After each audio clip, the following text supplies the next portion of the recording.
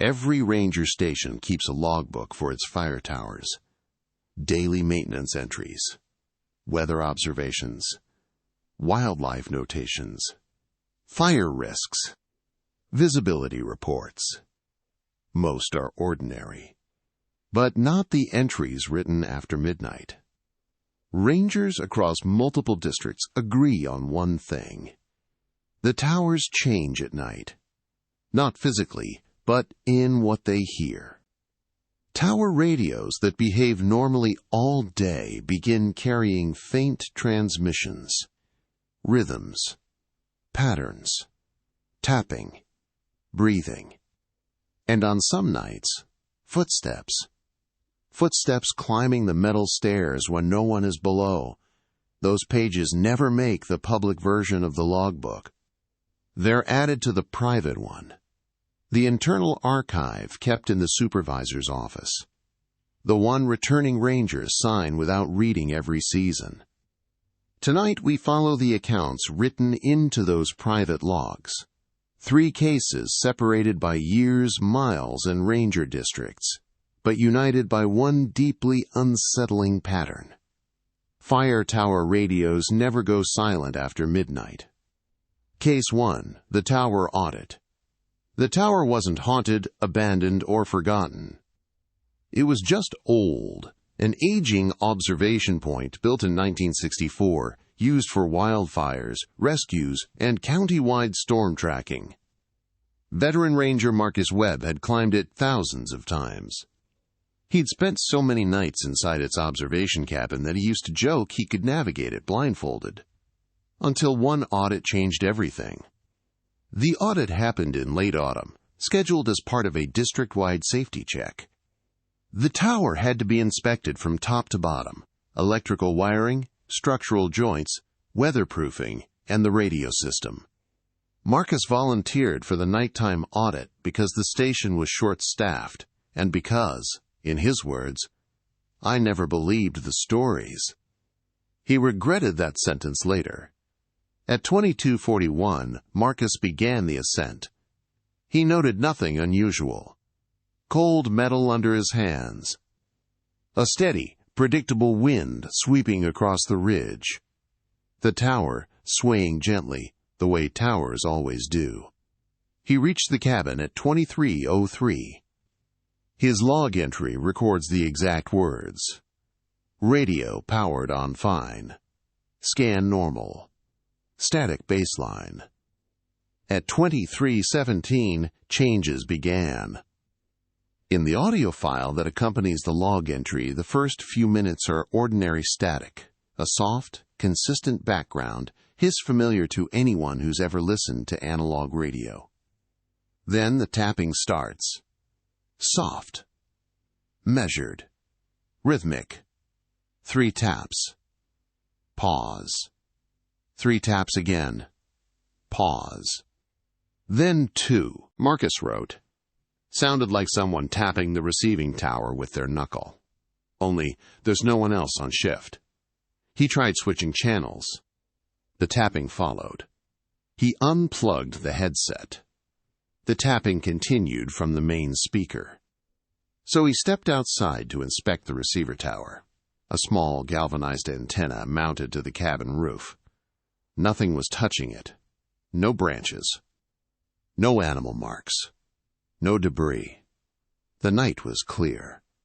The stars were visible. The wind had died. He walked back inside. The tapping changed. It wasn't random. It wasn't wind vibration. And it wasn't interference from another channel. It had become a sequence, almost like a crude code. Short bursts, long bursts, repeating clusters. Marcus attempted to record it. But each time he pressed the log button on the radio, the tapping shifted, as if it knew he was trying to document it. At 23:26, the tapping stopped. He wrote in his audit, silence after 11:26 p.m. Not natural silence. Expect silence to be complete. Was waiting. Moments later, the radio emitted one single low-frequency pulse, so low that Marcus described it as a vibration inside the ribs. It repeated every few seconds. A deep, resonant hum. Not static. Not feedback. Something else. He returned to the stairwell to descend. Halfway down the steps, he paused. He'd heard something. The pulse had stopped. But the air felt alive. The logbook ends the entry with a single final line. Tower radios never go silent after midnight. They choose what to transmit. Marcus refused to climb the tower alone again. He retired the following year. His file contains no further explanation. Case 2. The footsteps on the stairs. Some ranger districts rely on automated cameras, but this region still preferred humans, especially during storm season. The fire tower here, known as Elk Run Tower, was built in the 1970s and remained fully manual. Ranger Daniel Rourke had overnight duty. His logbook begins at 1948. Sky partly cloudy. Winds steady. Visibility good. Everything normal until 0:06. At 0:06, Daniel wrote, "Tower frame vibrating unusually. Wind does not match vibration. Check. Stairs clear." He stepped outside with a flashlight and swept it down the staircase. Nothing. No animals. No branches hitting the frame. He returned to the cabin. The vibration stopped. At 0:19, the radio emitted 2 sharp clicks, not static, not interference. 2 clean, deliberate clicks. Daniel responded with the standard ranger call. Tower 1 responding, identify. No answer. 2 more clicks. He tried adjusting the tuner, but nothing changed. The radio seemed locked. Then, at 0:27, the footsteps began. Light. Measured. Metal on metal. Someone, or something, was climbing the tower stairs. The beams groaned. The cabin shifted. Daniel's flashlight shook. He swept the light down the stairwell again. Nothing. He turned the radio off. The footsteps continued. Each step deliberate. Climbing. Closer. He pressed his back against the cabin wall, clutching the radio. The metal stairs rang under weight. Weight that wasn't there. By 0:29, the footsteps reached the final landing. Daniel braced himself. But no one appeared in the doorway. No shadow. No figure. Only the faint echo of the last step. Then silence. Not wind silence. Not forest silence. A silence so total that Daniel wrote, "Could hear the blood moving behind my ears." He didn't move for nearly a minute. Then the radio, still switched off, clicked twice. The same rhythm he had heard earlier. He backed away from the desk. The radio clicked again. 3 slow clicks this time. He described feeling an overwhelming sense of being watched. He swept the cabin windows with his flashlight. Nothing. The stairs remained empty. The forest was dark and unmoving. And then, almost gently, the radio whispered a single syllable. Dan. Not his call sign. Not standard ranger protocol. His name. He leapt away from the desk, stumbled to the stairs, and descended in near freefall, nearly spraining his ankle on the second landing. When he reached the ground, he didn't look up. He ran across the clearing, back to his vehicle, and didn't return to the tower until dawn, accompanied by 2 supervisors. The tower showed no footprints.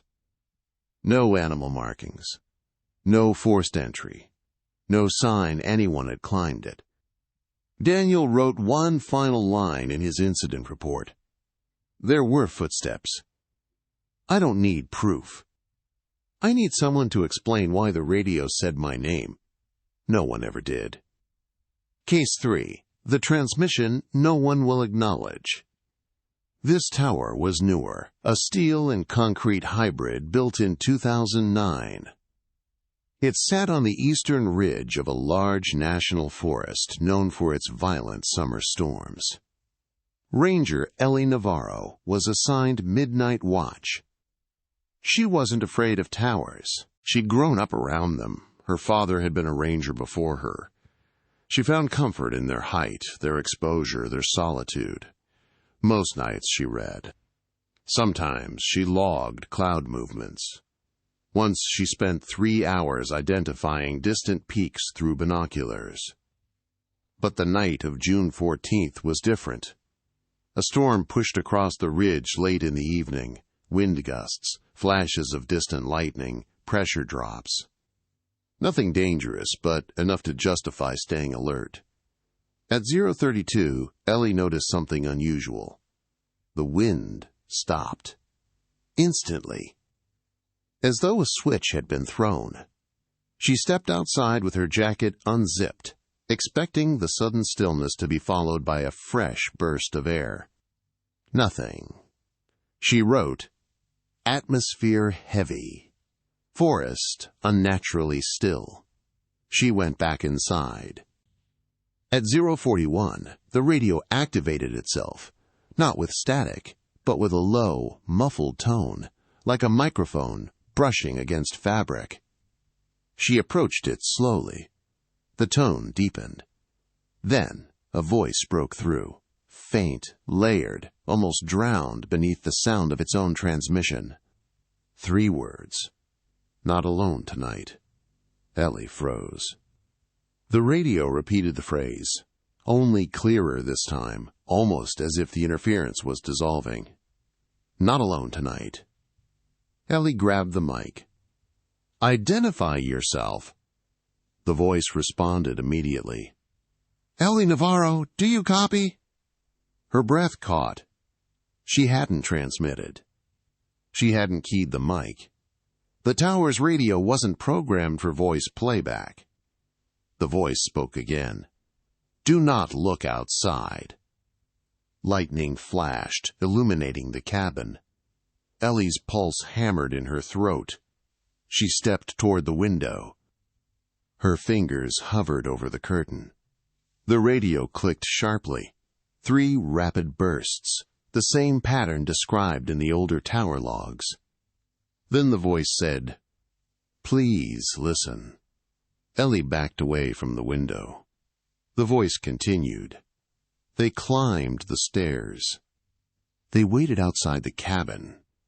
They whispered through the glass. The cabin felt colder. Ellie's throat tightened. She whispered, "Who are you?"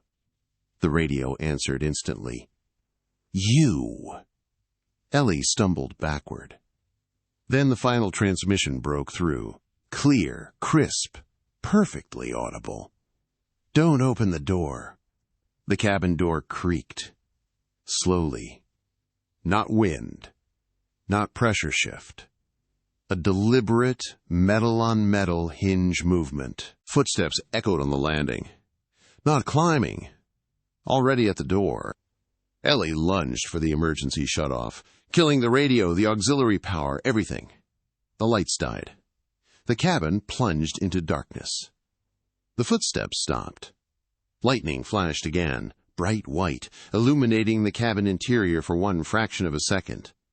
And Ellie saw the shadow, standing against the glass of the observation window. Shoulders slouched. Head tilted. Shape indistinct, as though the storm itself were shaping it. Then darkness returned. It didn't move. It didn't speak. It just remained where the lightning had shown it. Ellie pressed herself against the far wall, knees shaking, breath shallow. She waited for dawn. She didn't sleep. She didn't open the door. And she didn't look outside again. When her relief arrived at 6:03, they found her sitting on the floor, eyes red, hands still shaking. The door was locked from the inside.